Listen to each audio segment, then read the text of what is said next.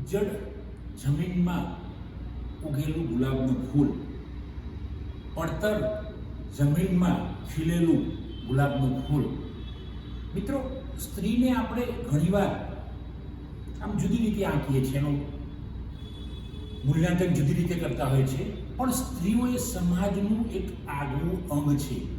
જો સમાજમાં સ્ત્રી ના હોય તો સમાજની તમે કલ્પના કરો, કદાચ તમારા ઘરમાંથી એકાદ દિવસ સ્ત્રી ના હોય તો ઘરની કલ્પના કરો. આપણા સમાજમાં, દેશમાં, દુનિયામાં સ્ત્રીઓએ જે આગવું પ્રદાન આપ્યું છે, જબરજસ્ત પ્રદાન કરતાં સૌથી વિશેષ જે પ્રેમનું બીજું નામ એટલે સ્ત્રી. આપણે કહીએ કે માં, સ્ત્રી, બેન, ભાભી, દીકરી, વહુ, આ બધી જ સ્ત્રીઓ આવી ગઈ. જુદા જુદા એના સ્વરૂપો છે, પણ જે એવી સ્ત્રીઓ ઘણી બધી મેં સમાજમાં જોઈ છે, મેં શોધી કાઢી છે, મેં વાત પણ કરી છે એમની સાથે, કે જે બિલકુલ ઉજ્જડ જમીનમાં પોતે ક્યાંય પાણી મળ્યું ના હોય, કોઈ સિંચન બીજું ના થયું હોય, ખાતર ના મળ્યું હોય, છતાં આ ગુલાબ ખીલી નીકળી છે. આજે મિત્રો એવી જ એક મહિલાની હું વાત કરવા જઈ રહ્યો છું. અદ્ભુત વ્યક્તિત્વ છે, જબરજસ્ત મહેનત કરી છે. નાનપણમાં ગામડામાં બિલકુલ એ વખતેના પછાત ગામમાં રહીને ભણવું, ત્રીજા જ ધોરણમાં જમવાનું બનાવવાનું શીખી જવું, ખેતરમાં મમ્મી પપ્પા સાથે મજૂરીએ જવું, ત્યાં દવા છાંટવી, પાણત કરવું, પપ્પા કોષ ચલાવતા હોય, એ વખતે મશીન નહોતા, કોષ ચલાવતા હોય, અને આ નાનકડી દીકરી 3 વર્ષની અથવા તો ત્રીજા ધોરણમાં ભણે છે એવી દીકરી પાણત કરે છે, ઘરે જમવાનું બનાવીને આવે છે, મમ્મી પપ્પાને કેટલી મદદ કરે છે. તો આ સ્ત્રીઓનું પ્રદાન સમાજની અંદર જબરજસ્ત રહ્યું છે. મિત્રો, આ સ્ત્રી પાછળથી તો શિક્ષિકા બની જાય છે, અને આમનું નામ છે કલ્પનાબેન ગોહિલ. કલ્પનાબેને જબરજસ્ત સંઘર્ષ કર્યો છે જીવનમાં. એમના પતિ ડૉક્ટર પી.કે. ગોહિલ પણ ખૂબ સાહસી, એમણે પણ ખૂબ મહેનત કરી છે, એક સમાજમાં આગવું પ્રદાન એમનું પણ રહ્યું છે, સેવાકીય. અહીંયા અત્યારે હું વાત કરીશ કલ્પનાબેનની. ડૉક્ટર પી.કે. ગોહિલની વાત આપણે ક્યારેક કરીશું, પણ કલ્પનાબેનની સાથે મારી ટોક થઈ અને એમની જોડેથી ઘણી બધી બાબતો ઘણા સમયથી હું વાત કરીને એમની જોડેથી લીધી. તો એ વખતેના પછાત ગામમાં જન્મીને સતત મજૂરી કરવી, અને પછી મજૂરી કર્યા પછી પીટીસી કરવું. પીટીસી કરતી વખતે જ્યાં છાત્રાલય કોલેજમાં રહેતા હોય ત્યાં ઘરે આવવા માટે શનિ રવિએ 50 પૈસા ના હોય તો ચાલીને આવવું પડે. આવા સંજોગોમાં પણ આ બેને, કલ્પનાબેને પોતાની સાથે ટક્કર લીધી, બીજા સાથે નહીં, ખુદની સાથે લડ્યા, અને એ ચાલતા પણ ઘરે આવતા, મા બાપને ચાલતા ઘરે આવવાનું, પાછું ખેતરમાં જવાનું, સીધા કોલેજથી આવ્યા પછી શનિ રવિ, અને ત્યાં ખેતરમાં કામ કરાવીને રાત્રે ઘરે જવાનું. મિત્રો, આવી સ્ત્રીઓ સમાજમાં ઘણી પડી છે, આપણને ખબર નથી. કલ્પનાબેનને તો હું ઓળખું છું, એમની સાથે મારી ટોક થઈ છે, વાત થઈ છે, એટલે મને ખબર છે, અને વર્ષોથી હું એમને ઓળખું છું. અદ્ભુત એમનું નેચર પણ, હસતો ચહેરો. આટલો સંઘર્ષ કર્યા પછી પણ ક્યાંય ચહેરા પર એમને નિરાશાની લાગણી ના દેખાય. હંમેશા સેવાકીય ભાવના, પતિ સાથે રહેવાનું, દરેક સમાજમાં દરેક જગ્યાએ જવાનું, અને જે સંઘર્ષ, જૂના સમયના સંઘર્ષની એમને વાત કરી કે ભાઈ એક ગામમાં એ રહેતા હતા તે કોઈકે આવીને એમની લાઇટ બંધ કરી દીધી. હવે પછાત ગામમાં રહેવું, રાત્રે કોઈ દારૂ પીધેલી વ્યક્તિ આવી હોય અથવા બીજી કોઈ વ્યક્તિ આવી હોય અને લાઇટ બંધ કરી દીધી, અને એ અજાણ્યા ગામમાં નાનકડા દીકરા સાથે રહેવું, હિંમત કરવી, એ બહુ મોટી વસ્તુ છે. મિત્રો, આ શિક્ષિકા એ તો કંઈ, પણ પરિવારના સમૃદ્ધતામાં, પરિવાર કેવી રીતે આવે, સમગ્ર પરિવાર કેવી રીતે આગળ આવે, એની અંદર પણ એમણે અનેરો ફાળો આપ્યો, અને સદાય સમાજની સેવા કરવાની ભાવના એમનામાં રહેલી છે. દીકરીઓને પણ ખૂબ ભણાવી એમણે, અને સૌથી વધુ વાત મને એમની એ ગમી કે વર્ષો પહેલાં એમણે આ જે રાજ પ્રથા હતી એમાંથી એમણે મુક્ત થવાની, ઘણી બધી સ્ત્રીઓ હતી એ વખતે અમારા ત્યાં, પણ આમાં આ એક એમનો પણ ફાળો અગત્યનો છે. કારણ કે એક શિક્ષિકા તરીકે લાજ વાળવી, સ્કૂલમાં જવું, સાસરિયાવાળા જોઈ જ્યારે લાજ વાળવી, તો એમને લાજ પ્રથા ઉપર એ વખતે એમને જોરદાર હથોડો માર્યો હતો, અને આ બહુ મોટી વસ્તુ છે, કારણ કે લાજ જવી જોઈએ. કદાચ મારા ફાધરને ટાંકીને પણ એમને કહેલું કે ખીમજી દાદા ત્યાં મારા જેઠ થાય, પણ એમણે મને કીધેલું કે તારી સ્કૂલમાં આવે તો કલ્પનાબેન તમારે લાજ નહીં વાળવાની કોઈ જગ્યાએ સમાજમાં. તો આ મિત્રો, આ એ વખતે સાહસ કરવું, આજથી 30-40 વર્ષ પહેલાં લાજ ન કાઢવી સમાજની અંદર, એ બહુ મોટી સાહસિકતા કહેવાય.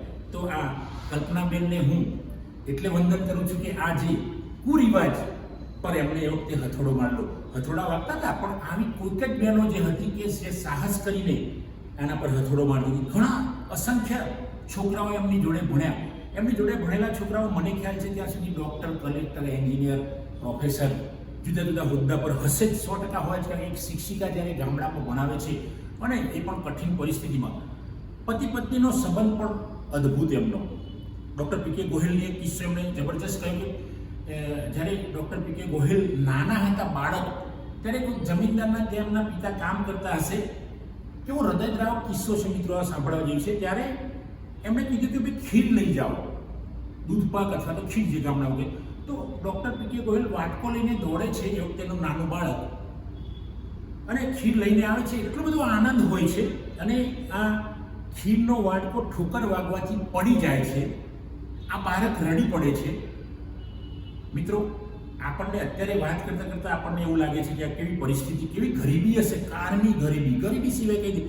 તો એ છોકરાએ નક્કી કરી, નાનકડા છોકરાએ, કે ભાઈ આ ખીર મારે લઈ લેવી અને ખાવી. એટલી વારમાં કૂતરું આવી ગયું અને કૂતરું ખીર ચાટી ગયું. પણ જે વધી ઘટી ખીર હતી એ વાટકામાં ભરીને છોકરું, કેવું નાનું છોકરું તો કેવું હોય, તમે વિચારો, ભગવાનનો અવતાર હોય. આજના એ કે ડૉક્ટર ગોહિલ કહીએ આપણે, એ છે. તો આવી પરિસ્થિતિ, હૃદયદ્રાવક ઘટનાઓ જીવનમાં ઘણી બધી બની છે. અહીંયા વિગતે ડૉક્ટર પી કે ગોહિલ પર પણ આપણે કોઈ ક્યારેક વાત કરીશું, પણ અત્યારે હાલ કલ્પનાબેનના સંદર્ભમાં વાત કરી. કલ્પનાબેને કહ્યું કે ભાઈ અમે બે બંને આર્થિક રીતે પણ એટલા બધા સરસ રીતે રહ્યા કે મારો સેલરી આવતો હોય તો એ વખતે ડૉક્ટર ભણતા હતા, તો એ વખતે એમને ઉપયોગમાં એમનો તો ડૉક્ટરનો તો પગાર વધી ગયો, તો એ પગાર બચે તો સેવામાં વાપરવો, લોકોના માટે વાપરવો. અને આ કપલ પણ અદ્ભુત છે મિત્રો. કલ્પનાબેનની જે આપણે વાત કરીએ તો આવી સ્ત્રીઓ કલ્પના કરીએ તો એ કલ્પનામાં ના હોય, આ વાસ્તવિકતામાં છે. કારણ કે કલ્પનાબેનને જે શિક્ષણ એ વખતેના જમાનામાં, આજથી ઘણા વર્ષો થયા, લગભગ હું માનું ત્યાં સુધી કલ્પનાબેન તો અત્યારે નિવૃત્ત થઈ ગયા છે, પણ 40-50 વર્ષ પહેલાં એક દીકરીએ ભણવા જવું અને ભણીને પીટીસી કરવું બહાર, ઈડર જેવા શહેરમાં, ઈડરિયા ગઢ ઉપર, ઈડરિયા ગઢ પણ જબરજસ્ત, એમને ત્યાં પણ એમની સારી એવી ખ્યાતિ મેળવી છે. અને ત્યાં ભણવું અને શિક્ષિકા બનવું અને પછાત ગામમાં નોકરી કરીને એવું કહેતા હતા કે ભાઈ ઘણીવાર તો એ લોકો દારૂ પીધેલી વ્યક્તિઓ આવે ને આપણને ડરાવે, પણ હું ડરતી નહોતી. કલ્પનાબેને મને આ બધી વિગતે, કલ્પનાબેન સાથે મારી વાતો થઈ છે, અને કલ્પનાબેને કહેલું કે ભાઈ હું કોઈને ડરતી નહીં, અમને સામે કહેતી હતી જો મને ડરાવશો તો તમને પોલીસ સ્ટેશન ભેગા કરીશ.